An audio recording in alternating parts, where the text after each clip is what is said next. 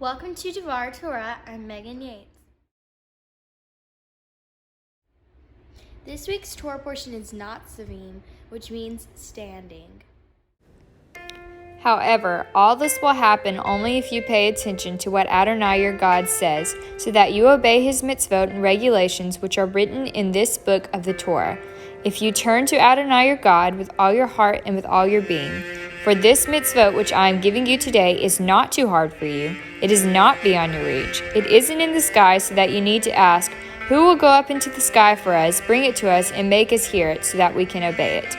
Likewise, it isn't beyond the seas, so that you need to ask, who will cross the sea for us, bring it to us, and make us hear it, so that we can obey it. On the contrary, the word is very close to you, in your mouth, even in your heart, therefore you can do it. God himself said the commandments he gave to us are not too hard to keep. He is near us and ready to help. Why would God tell us this if he knew it was too hard for us to do? Is our God like a man who would tell a lie? God's beloved Son, Yeshua, confirms the words of God to us. Come to me, all of you who are struggling and burdened, and I will give you rest. Take my yoke upon you and learn from me, because I am gentle and humble in heart, and you will find rest for your souls. For my yoke is easy and my burden is light. John reminds us if we love God, we keep his commandments. God's commandments are not too hard for us. They help us overcome things in the world. For loving God means obeying his commandments. Moreover, his commands are not burdensome. We, of course, have Yeshua as an example. We also have others in the Bible that kept God's commandments, such as Zechariah and Elizabeth, John the Baptist's parents.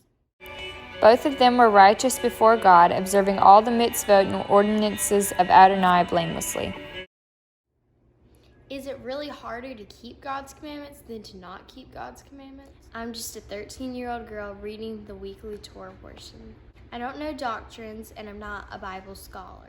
But when I read these verses, I trust what God is saying. I took just 3 commandments God gave us and looked at if it's easier to keep it or not to keep it. Thou shalt not steal. We can steal people's money, ideas, or reputation. But what do we really gain for ourselves? We can end up ruining our own reputations.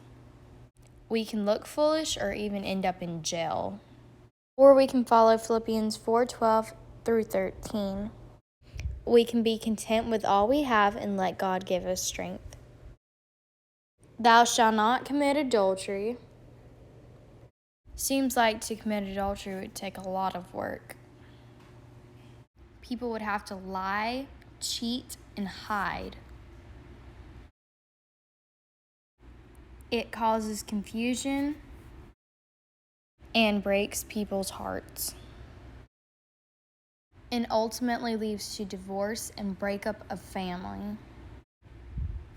Instead, we could keep God's commandment for wives to love their husbands and for husbands to love their wives, just like the church is supposed to love Yeshua. This way, we get to leave our family generational blessings. Thou shalt not murder. In my mind, I can't even think of a benefit from committing murder. Literally have the blood of another human being on your hands. And when you were caught, you would receive jail time, if not death. But yet one kind of murder is so widely accepted. Instead, we should stand in the gap and choose life for the innocent. Our blessing comes in children, grandchildren, and great-grandchildren. I do not see one positive thing that comes from not obeying God's commandments.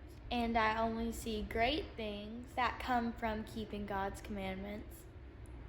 So is it harder to have bad things happen or good things happen? I will trust God's words over man and do my best to keep his commandments. Thank you for studying with me. Make sure to like, share, and subscribe. Shabbat Shalom.